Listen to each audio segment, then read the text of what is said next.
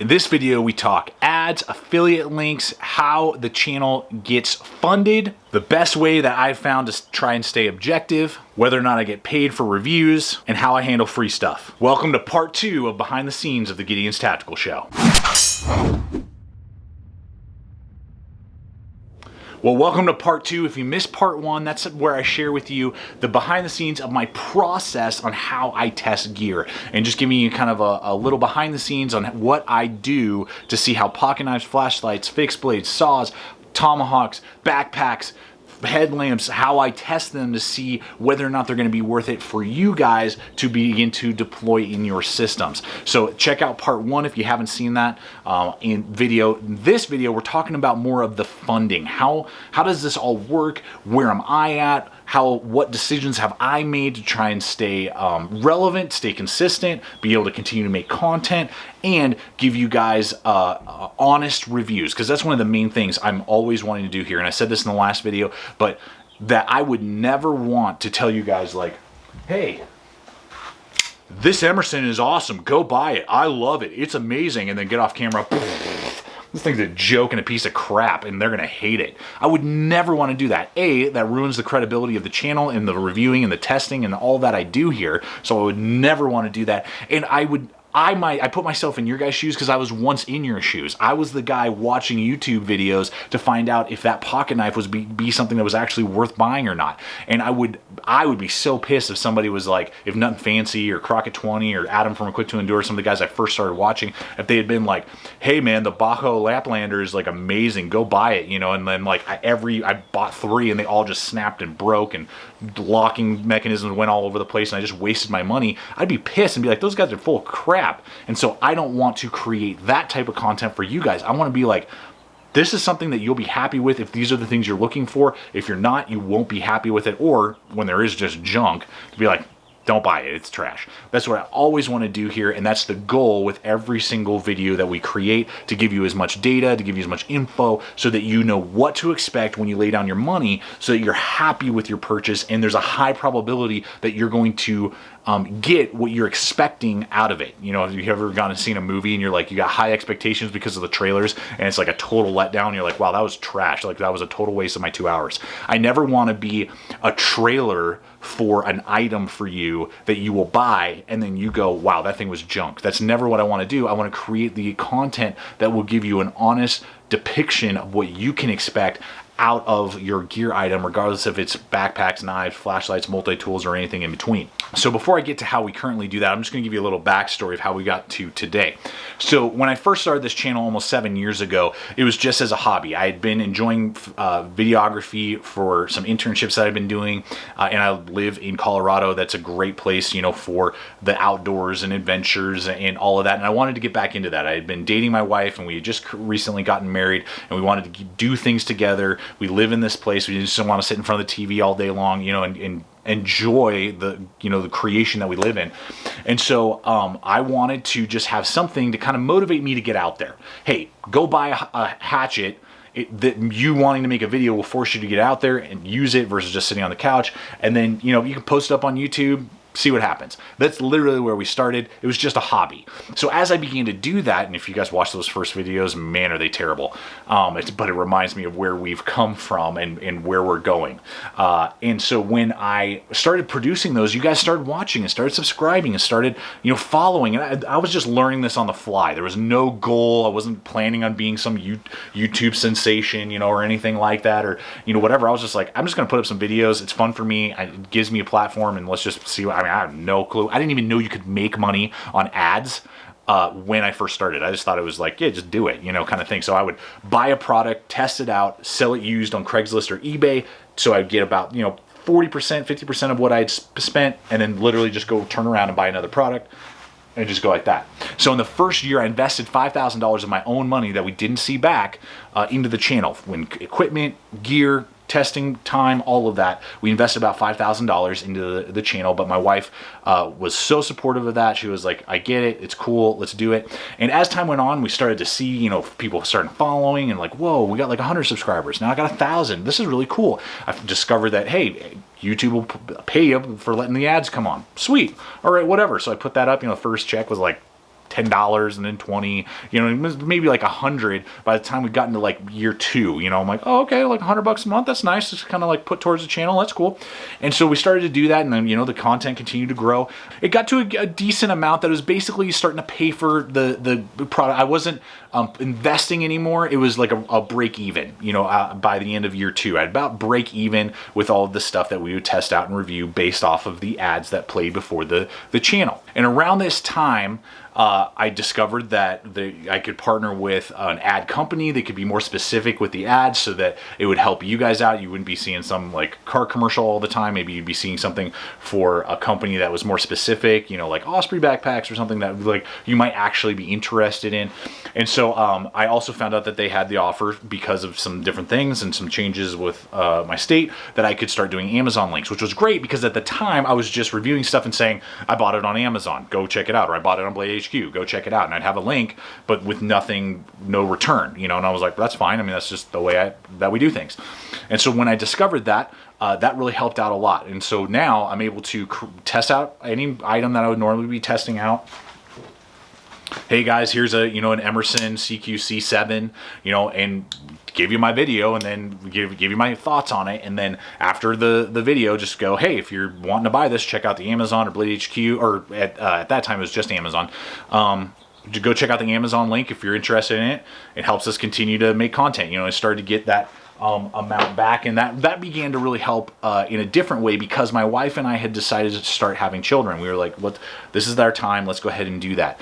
And my wife wanted to be a stay-at-home mom, at least part-time. And so through all of this transition, we came to a point where she would need to go to half-time at work, go into 20 hours a week, and stay home with the kids, stay home with my first son, GT Jr., at that point. And so there came a point where we were like, okay, how much is the channel extra producing now? Now it's paying for itself. That's really good. We don't have money to invest anymore if you're going part-time. And could some of what I make through the channel replace what you're doing, you know, and some of the income that you make at your job? And we felt like it'd be really tight, but we could do it. So we tried that out and it worked. So we're like, sweet, that's awesome. At that time as well, there became the adpocalypse. You maybe have heard of that. There's been a few of them over the years where YouTube really changed some algorithms and changed some different things, and some big sponsors pulled out because of some issues with YouTube.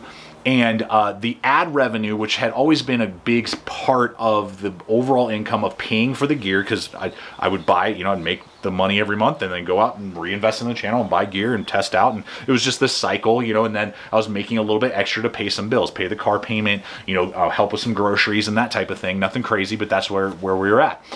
When that happened, boom, the ads went down drastically, and it was a kind of a scary time for a lot of YouTubers, particularly people who are doing that full time. I do not do this full time even today. But I really had a crossroads. What are we going to do at this point? My wife is not working part-time. Either she's going to have to go back to work full-time, or we're going to have to like do childcare all the time for my son. Am I going to have to go find another job? And if I do that, I'm not going to have as much time in front of the camera. So that's going to start to drain, you know, like what do we do? And so at that time, I had a couple choices. It was go on Patreon and start asking you guys to help support and fund in that way. Start hitting up companies to do ads in front, you know, of the videos, or look for some other companies to do links, you know, and just companies that I already was using or that I was interested in, and just see if I could generate some income to replace, because it was like 2/3 of the overall channel income dropped when that adpocalypse happened at that moment in that time. So it was really a crossroads for us. Or do I start asking people to pay for reviews? Because I had never at that point asked for people to give me money to review a product. So this is what I felt like for myself, and this is just for me. Other people do all kinds of different things, and that's totally cool. I'm not dissing them. I'm not saying they're doing it wrong or anything like that. And my way is the right way. Every way is whatever works for them, works for them. I mean, that's totally cool. What works for me is, one, I was like, I'm never going to take money for a review. So I have never taken a dime for testing out a product. Ever once in all my days has no one ever written me a check to today, and I don't plan on doing that at any point in time, because then I feel like immediately it becomes a product placement, and that's never what I want to be. I never want to be a platform, a channel that is just like, check this out, buy it. Check this out, buy it. because they paid me $1,000 today, you know, kind of thing for me to say that. I never want to do that. And so that was number one. I'm not going to do that. Two, YouTube has always been this free environment that you can just, you know, watch videos, and it's free content. You don't have to pay a cable bill or anything else to get all the entertainment that we get, regardless if it's these type of channels that, you know, like I'm in, or other entertainment and movies and all that stuff. And so I didn't really feel comfortable wanting to create Patreon even to this point. Some people do and they need to, and I totally get it. So if you're supporting people on Patreon, that's something you want to do it. I'm not telling you not to do that. And some people, they need that. Without it, they couldn't make any content, and their channels or their, you know, blogs or whatever it is would completely go away. But I said I don't want to give you guys here on YouTube just like 2/3 of info and then hold something back for these special people that pay me. I didn't want to do that because you guys have gotten me to this place of giving you this content honestly and the full picture for years, you know, for like 3 to 4 years at that point. And so I said, I don't really want to go the Patreon route. And then the ads. I said, I don't really, at this point in time, don't want to run ads where people are paying me for screen time of their product or of their brand or of their site or whatever. Just because, again, I want to be as neutral as possible and be able to only offer links, because that's where I can just say, this is where if you want this, you can buy it there. If you don't want it, don't buy it, or don't buy it there. If you know of somewhere else that has a cheaper or better, or you like, you know, using this company or that company, great, no problem. But it's something that, one, incentivized me to have to do that. It's not just like, yep, I got $500, let's say, for, you know, a brand slapping their, you know, thing sponsored by whatever. Again, certain people do that. I am not dissing that at all. That's the system that they work in. Awesome. There's so many ways that you can do it and keep the channel going. But really, a lot of people, and you saw that when that first ad apocalypse happened, because a lot of guys, and myself included, had to make a decision. Are we going to basically drop most content at this point in time because of the level that we're at and how we create content? Because up till now we've been making it just off the ads. Because those have now gone away, do we back off the content, or do we have to find some other avenue to make the income to make back what we had lost? And so that's the way I did it. Guys have done it every single way under the sun, and there's no wrong way to do it. And I'm not ruling out any of those even at this point in my, you know, creation, because there may come a point where YouTube says, hey, you can't have any links to anybody anymore. Sorry, no links. In which case, this channel cannot exist on the very small amount of ad money that we get every month. Or they might remove all the ads, you know, or something like that. Then I'm going to have to reassess, do we now have to go to Patreon? Do we now have to look for ads? At this point in time, I have had the privilege to not need to do that because of going the affiliate link route. But that could go away. We may have to change at some point. If we do, I will tell you, and I'll tell you why. But up till now, that's why I have done that, and that's why I hope to be able to continue to do that for years to come of running the channel like I do, looking through affiliate links, so that it's something that is still completely free for you.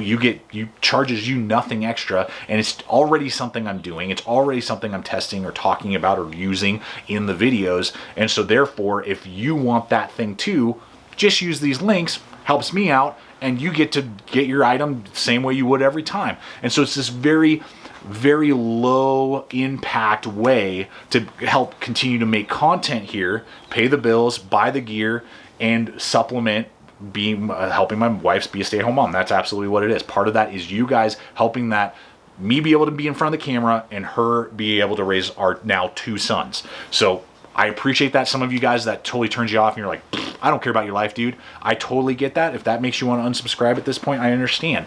But a lot of you, I think, will get that and you'll go, yeah, dude, I'm right there with you. I understand that, being a family who's trying to raise 2 kids with a stay-at-home mom, because that's the second phase. When we went to 2 children, my wife and I were like, should we go for another? We like kids. This is cool. And we said yes, so she had to go completely. And when the second GT Junior Mark II came, she retired, quit her job to be a stay-at-home mom. And so at that point, I had to make that decision. Do I keep her at that job for 20 hours a week? And again, we have to go to daycare now with the children. Do I now need to go to a separate job? And at that point in time, we were like, no, we don't want to do that. And so I said, okay, well, let me try and find some other affiliate links and other affiliates that I like, that I enjoy using, that I use myself, that can help us continue to make the content, pay the bills, and continue to do what we do here at the channel, and for me to have the time and not have to be at another job, a second job. This is my second job. And so that's when I reached out to Blade HQ. I've been buying stuff off of Blade HQ for years. Love their customer service, their content that they make on YouTube, the items that they carry. So I just reached out to them. I'm like, guys, I use your stuff all the time. And I think I'd actually done that even a year earlier, and they had said that their affiliate program was kind of non-existent. And I just kind of hit them up again. I was like, just throwing my name in the hat. Love your guys' stuff. Buy stuff from you all the time. I recommend it to my viewers on a regular basis. If they can't buy it on Amazon, I tell them to go check out Blade HQ. Just want to see if there's any availability there. They said, yeah, there is actually. Let's do the partnership. So we got the affiliate link with Blade HQ. Sweet. So I was already doing it. Now it's just helping me continue to make the content and giving you guys an avenue to continue to buy the gear that you would on Blade HQ anyway. So it's easy peasy, really low impact for both of us. We continue to make content, you continue to get cool gear through Blade HQ. That's it. And so that helped out, kind of replace a little bit of that ad revenue, and just, again, help balance everything that I'm describing to you. And so I said, I want to try and find 2 more. And I had recently picked up Knockaround Sunglass Company. I had bought in a couple of their items, just not trying to do anything. I was just like, I saw them on Instagram, literally. I saw G.I. Joe sunglasses. I was like, I love G.I. Joes. I'll buy them. Let's see how they work. And I was like, whoa, dude, for like the money, this is pretty sweet. And I started to look at their stuff. I'm like, man, I don't like expensive sunglasses, but I do want like something that I actually hold up for a while, because I lose them, I crack them, I break them, I got kids, you know, playing with them, you know, whatever. I don't want to spend $100 on a pair of Oakleys or something and have them damaged. You know, I'd rather spend $30 on some cool different designs and, you know, have multiple pairs and be able to, if one breaks, I'm not crying about it, it's not a big deal, and have all the customization. So after I bought 1 or 2 of them, I was like, man, these are cool. You know what? I wear sunglasses a lot. And this is a quick little side note for creating content. So over here on the side, I'm using a Canon EOS M50. Love the camera. We're going to do a separate video coming real soon on all of my tech, this behind the scenes stuff on how I like create the content, my computer, my cameras. So I'm shooting on an M50 right now. So the screen pops out to the side. So you can probably see a lot of the time I'm slightly looking off over here just a little bit. It's so that I can make sure that my face is in focus, you know, that I'm in frame, all of that. And that can get, for me at least, it can get kind of annoying when I'm editing. I don't like not being able to look directly at your soul. So wearing sunglasses helps with that. So you'll see actually a lot of creators do that. They wear sunglasses on a regular basis, particularly with cameras that have swing out screens to the side, so it doesn't look like they're looking off to the side. And so when I recently bought this camera, so I was like, well, this works perfectly. I need to wear sunglasses more often, so it's just not weird. I wear them all the time when I'm hiking and backpacking and snow, you know, reflecting my face, whatever. So let's hit them up. I like their product. It's inexpensive. Let's see if they'll do an affiliate link with us. They said yes. Sweet. So now I can tell you guys, like, hey, check out Knockaround Sunglass Company if you're interested in some sunglasses for the whole family. That's it. Helps us create the content. I know some of you, that one in particular is just kind of frustrated a lot of you guys. I'm going to definitely dial back heavily on just the communication of that. Those links will continue to stay there for the time being, but I understand that some of you guys have said, and that's part of the reason why I'm making this video, that you were frustrated. You're maybe feeling like it's a little bit too much like ad based, you know, like buy this, buy that, you know, like whatever. I'm just telling you guys, that's how I make content. If that income dives, the gear still has to be bought. The bills still have to be paid. Taxes have to tax season. I got to pay several $1,000s probably in taxes this year for the channel on top of everything else. It's got to come from somewhere. So this is the way that I have decided to do it, instead of doing Patreon, instead of asking people to pay me for reviews, and instead of running ads in front of the channel. That's how I've decided to do that. Those are really the main options that you can at this point in time in, you know, the YouTube universe. So that's what I decided to go with. And then I said, I want to find one other like company that we can that like has gear items that Amazon doesn't carry and that Blade HQ doesn't carry.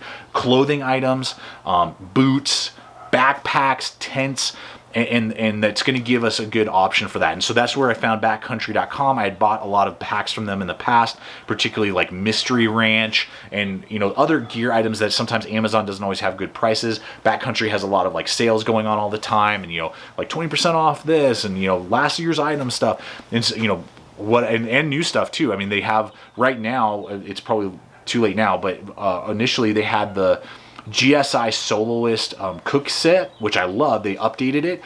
Backcountry had it before almost anybody else had it. So that's a great, way. And I was like, man, well, again, so I can just tell you guys, hey, go check out their stuff and their name brand stuff, which is pretty small. They have maybe like 20, 30 clothing items with the little goat and stuff. And they have like one tent, and I think they might have like one or two other things out there. It's good quality. A lot of it's USA made. I was like, man, this is a good company that I would like to partner with. I buy stuff from them anyway.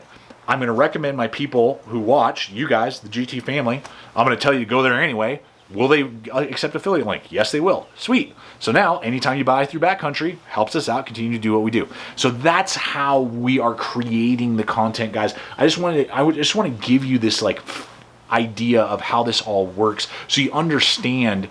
I want you guys to understand. I never want to pull the wool over your eyes or like shady deal stuff and shaking hands behind the camera, with people and companies and things like that. That's how I want to run the business. That's how I want to run the company, the GT channel, whatever we want to call this thing, this entity that exists because of you. It's because of you guys, and I'm just so thankful for that. And so that's why you get that about 35 to 45 second commercial halfway through usually, or sometimes at the beginning of each video, is like, guys, check out Backcountry, Knock Around Sunglass, Amazon Blade HQ. That's it. I felt that would be the best way to help continue to make content, do everything that we need to do, and be low impact for you, so that you can just go like, yep, don't care, boop, boop, skip twice if you don't want to, and you're basically through that little blip. If you don't want to do that, no problem. I totally understand. If you guys who like with the content and are invested in the channel, or just are like a one-time viewer, and you're like, yep, cool, man, I just needed the review on that one backpack, and I'll probably tune in 6 months from now, but I'll buy through your link, man, because I know it'll help you out. Man, that means so much, and that's just a simple, easy way, free for you, helps us out, and that's what we do here. So the final thing is how I handle free stuff. Because right now, I probably, and this is part of the reason why we do this the way that we do, I would say ballparking it is probably about a 40-60 split. About 40% of what you see here is sent to me that I ask and request, and about 60% of it is stuff that I buy through the gear that we have, through the income that we make here. So I'll speak to why I spend 60%, because some people won't even spend that much on their channel. Sometimes some spend way more, some spend less. This is the reason, is because if you notice here at the channel, I will often review things that a lot of other people in my industry, if you will, don't. You'll see a lot more Olight through night. I'm trying to think of like one or two other ones that you'll see. I don't know, one or two other ones that I'm pulling a blank on, reviews of products, of flashlights, let's say, on other channels than you'll ever see here on mine. You'll see a lot more Streamlight. You'll see a lot more, I don't know, I haven't heard all the stuff. Surefire, maybe. I was looking at some Surefires, I don't know. Maglite, Mech Army, a lot of that type of stuff here at the channel that you won't see as much of on those other channels, because I'm going to pay for it. I'm going to buy those. I don't have any hookups with those companies. I will buy them so that we can see what they have to offer, because they have a lot to offer. And so I feel like that gives you guys a bigger variety of content than just 10 channels that you follow and they're all not pitching, but you know what I mean, reviewing the new Olight Warrior M something, all within like the same week. You're seeing 10 reviews of that same product. That gets boring and dull for me. I'm sure that gets boring and dull for you. So I do my best to invest back in the channel by buying products and brands that you're not going to see a lot of. What is it? Princeton Tech or Printech, whatever it is. We've done some stuff on that. I haven't seen too many people review those type of things in this world, in this genre, because I buy them. I spend the money that is created through the channel to then go out and review them. Different, fixed blades and autos and pocket knives and brands that you guys may not hear all the time because there's no hookup. I'm just investing in it, so we get a bigger, larger variety of stuff that I'm particularly interested in, and I figure you guys would probably be interested in, than just like the 6 companies that'll send me free stuff. So that's why I spend so much. That's why I put the links in front of you guys, so that I can buy a wide variety of content and gear and products that maybe a lot of other people aren't. You're not going to see too many reviews on that particular brand. Now, on the flip side, I do get free gear. So how do I handle that? So the first thing is this. I tell every single person, again, they're not going to pay for it. That if people have offered, like, how much do you charge for a review? I say nothing. I could easily be like, $200, bro. And you guys would never know. You guys would never know. I could do that. I don't. I go, yep, I don't charge, because then I feel like there's some obligation maybe to you or something. No, it's a free, you can send me something for free, that's fine. But I tell every single company, I'm going to be honest, I'm going to be truthful. If the product sucks, I'm going to let everybody know. If it's good, I'm going to let everybody know. I'm not going to hold any punches. And I'll say that in the emails to them. And so if you're cool with that, I would love to test out that product. Some companies do not respond to me. They go, nope, because they know that I'm going to be truthful and honest, and that's a risk for them. So they're like, we're not going to buy that, or we're not going to send you that product for free. I go, cool, no problem. I might buy it, but if it sucks, I'm going to tell everybody. So there's that aspect to it, and they know that, okay, Aaron is going to be honest. Prime example. I recently got 3 items from Rake Knives. I got their fixed blade. I got their like P115. Looks like piss apparently. I didn't even realize it until you guys started commenting. And I can't remember the other one. Nice little thin guy, right? So they sent me 3 products. I said, cool. I'm interested in them. I want to see how they perform, but I'm gonna be honest. So really dug the little slim thin guy. Again, I'm just pulling a blank. The second pocket knife, you guys saw the review, wasn't really digging it for multiple reasons, and I said that. I said, it's not for me. I'm not going to recommend it to you. And so far, I'm using the fixed blade. I'm really liking the fixed blade. That's me being completely honest with you guys, and the company can deal with it. Most companies are totally good, and they're like, cool, man, we understand, we really like it, and we're sorry they didn't connect with you, but we get it. Some companies are total butts and are like, how dare you, we present that to you, will you pull that down? And I'm like, no, I'm not going to pull it down. No, I'm not going to, whatever. They're like, thanks. And they'll never send me, they'll never talk to me again. That's fine. Most companies aren't that way. They understand the way this works, and they understand that this is not, and I tell them in the email, I say, I am not a product placement and I am not a commercial. I am a gear reviewer that tests out gear. So you're getting a test and a review, reviewing it to tell you whether or not I like it, you the viewer. So that's why I do that, and that's how I do that. So that's the system, guys, and that's what I do. And another one, and again, Tops is, I reviewed probably 10 Tops knives, and then started a great relationship with them, great cool company, and now any knife I want, I can request to them and they'll send it to me. Awesome. I'm always honest and open with you guys. I like this aspect. I don't. One of the things I've always ragged on them is their nylon sheaths that are junk, and they know it, and that they're working on, and I appreciate that, and they're trying to tweak it, and we've seen that. It's so cool that they're now coming out with great leather, great kydex, and that they know how I feel about that, and that's fine. And I'm not going to hold a punch and be like, this nylon sheath is kind of good. I know it's not great, guys, but I mean, it definitely works. I'm not going to do that. I'm going to be like, guys, this nylon sheath is junk, and you're going to have, if you're going to buy this knife, you're going to have to buy a custom sheath immediately. Like, pre-order your custom sheath, because the sheath is junk, and that's awesome. And they understand, and they're working on it, and they've done great strides with their kydex sheaths as of late, and way more of their content, or way more of their products now have leather or kydex, which I love. But that's how I do the system, and I think it helps the companies. I think it helps you with the data, and it helps me stay honest and be totally truthful with you guys. Well, folks, there you have it. I hope this video has been entertaining, informative, just sharing my heart with you guys on how we work, how we do what we do.